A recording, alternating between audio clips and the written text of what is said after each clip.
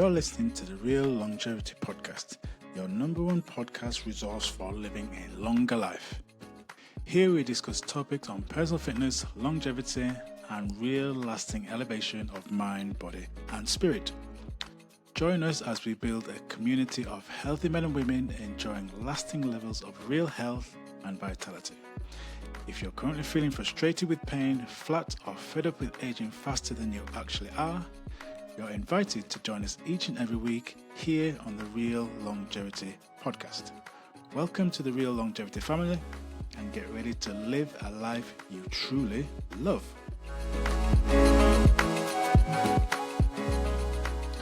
Welcome back to the Real Longevity Podcast. I'm your host, Mike Hendricks, and today we have another outstanding, informative, and elevating show for you.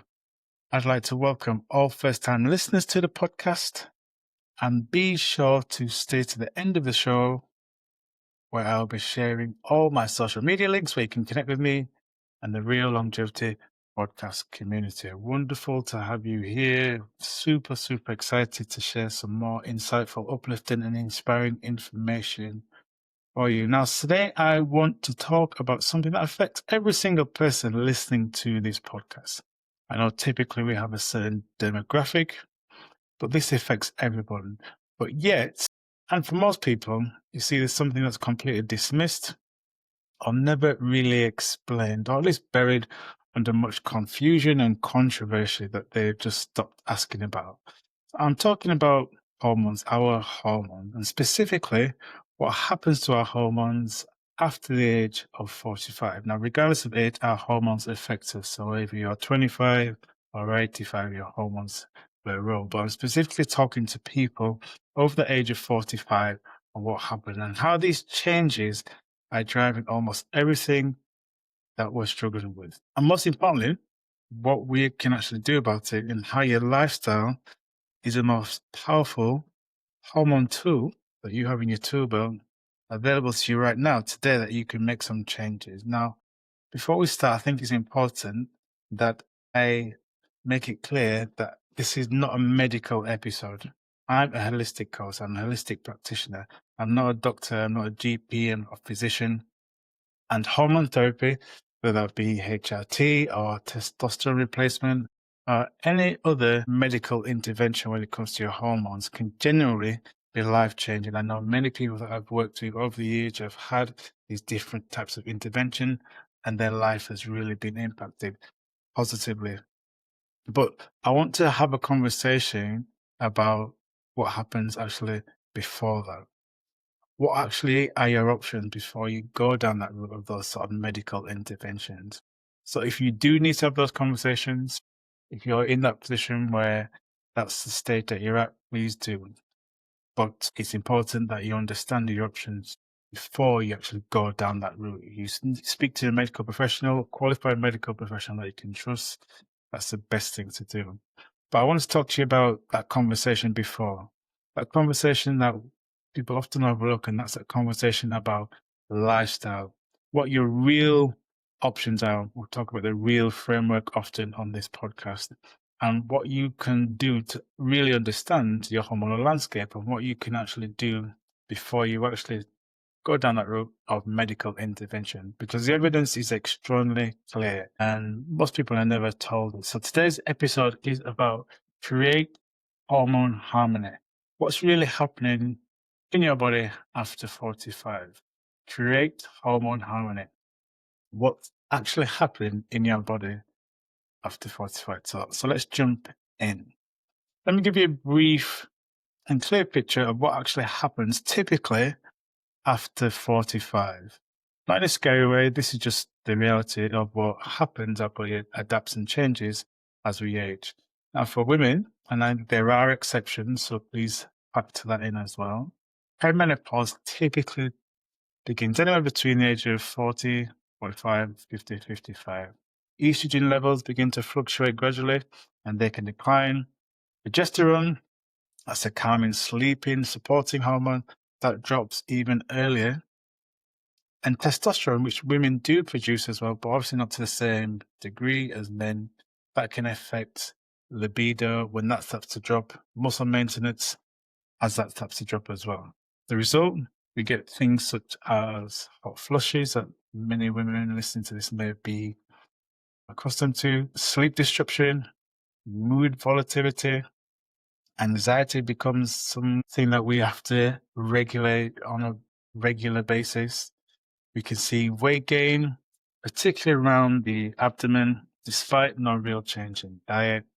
Brain fog can occur, fatigue from not having a good night's sleep, and that body that feels like it's operating on someone else's system, or it doesn't quite feel like ours. These are the things that can happen when these hormones begin to decline. Now, for men, similar sort of thing can happen, but testosterone declines typically from the age of the mid to late 30s. We see roughly about 1 to 1.5% a year. By the mid-40s, men are typically experiencing something what we call the andropause, which is the male equivalent, if you like, of the menopause.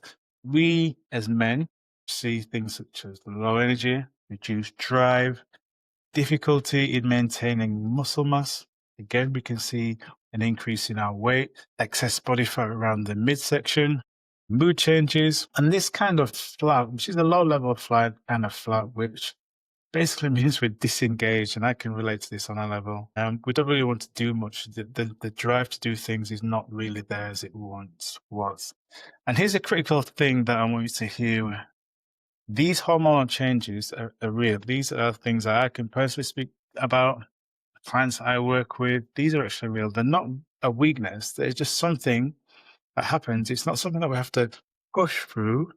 But they're also something that means it doesn't mean that it's the end of the story. It's not the end of the world because these things are happening. And the reason is because this is what no one really tells you. Your hormones don't change in isolation. They respond powerfully and measurably to how you're living. So it's what you eat, it's how you move, it's how you sleep, it's how you manage stress. These all are the things that impact your hormones, even the relationships that you're in with at the moment, whether personal relationship, work relationship, these are all impact our hormonal levels. Your lifestyle is currently either supporting or sabotaging your hormonal environment. And the real framework we've talked about, realize, take responsibility, eat right, activity, love and longevity, that framework, all four pillars, is one of the most powerful ways that you can optimize your hormones. It's a tool for you. That's why I always share it. It's something when you're applying those four pillars, you can navigate and create an environment for your hormones to be more balanced and get that harmony.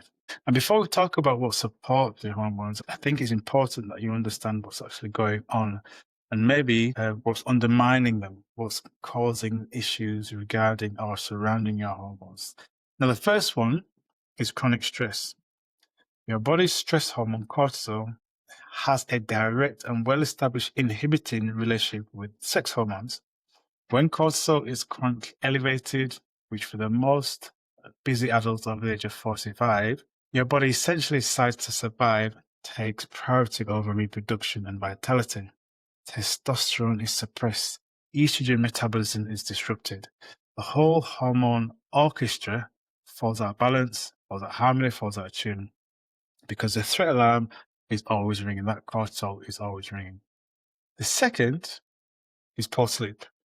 Growth hormone, which is essential for muscle maintenance, fat metabolism, and cellular repair, is primarily released during sleep. If your sleep is shallow or fragmented or disrupted or insufficient in quality, you're running significant growth hormone deficit every single night. Estrogen and testosterone regulation is essential to getting your body optimized, and it's deeply dependent on the quality of your sleep. Sleep is not just rest, it's hormonal medicine. The third is inflammatory food. This is one we talk about often, because people are blind to it still. Processed seed oils, refined sugar, ultra-processed foods, all which we have talked about on previous episodes on the Real Longevity podcast, drive systemic inflammation that directly impairs hormonal receptor size in your cells. Even if your body is producing adequate hormones, Inflamed receptor sites mean your signals aren't getting through properly. They're blocking the signals that your receptor sites need. You can have hormones and still not feel the benefits. So even if the hormones are operating, but the receptor sites are disrupted, you can have issues. And the fourth is insufficient protein and resistance training. This is a big one. You hear me talking about resistance training. And if you're scared or worried about resistance training, I want you to move out of the mindset of thinking you have to go to the gym and start throwing weights around. That's not essential. Resistance training you can do at home with bands, weights, body weights, working with and against gravity, all count. Insufficient protein, resistance training, they're the two big ones that I see people not doing, and both are essential. Genuinely essential for maintaining testosterone and growth hormone levels and supporting metabolism of things such as estrogen after menopause. The research here in this particular area is unambiguous. It tells you exactly what you need to do regarding this area. The reality is, though, and we spoke about it many times on the Real Longevity podcast, most people over the age of 45, going to the 50s and 60s, are not doing sufficient amount of resistance exercise and eating the right levels of protein. Now, I'm going to give you some insights, some things that you can actually do that's going to help move you forward so you can start to harmonize and build balance in your hormonal system, regardless of where you are on your journey. So step one, eat to support your hormones, starting with what you remove. The most impactful nutritional change you can make for hormonal health after 45 is reducing significantly the amount of refined sugar and seed oils. A lot of people still eating way too much refined foods and seed oils. Both of those drive chronic inflammation that impairs hormonal receptor function, meaning your body can't use the hormones it's producing effectively and efficiently.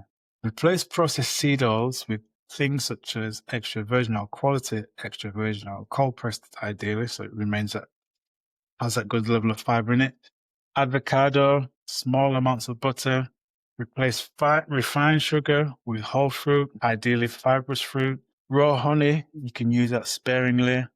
And your meals want to be anchored in protein and fiber that keep blood sugar stable throughout the day. Now, adding foods that actually support hormone production. So we're talking about things like cruciferous vegetables, things such as cauliflower, broccoli, cabbage, quality green vegetables, sprouts, things like that. They support healthy estrogen metabolism and reduce the dominance of inflammatory estrogen metabolizers that drive that menopause symptoms. You also want to consider including zinc-rich foods, things such as pumpkin seeds, shellfish, beef. These all support testosterone production, both in women and in men. Omega-3 rich foods, oily fish, we've spoke about many times before, flax seeds, walnuts, they reduce inflammation, which undermines that hormone signal that we've talked about.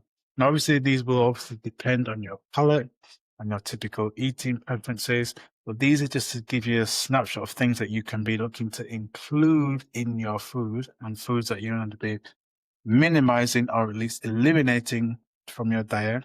That's going to help harmonize and support hormones in your system. Your plate is not just food. After 45, every meal is a hormone message. So make sure you're giving your body the right message. Number 2, protect your sleep as hormone medicine. So we spoke about this briefly earlier.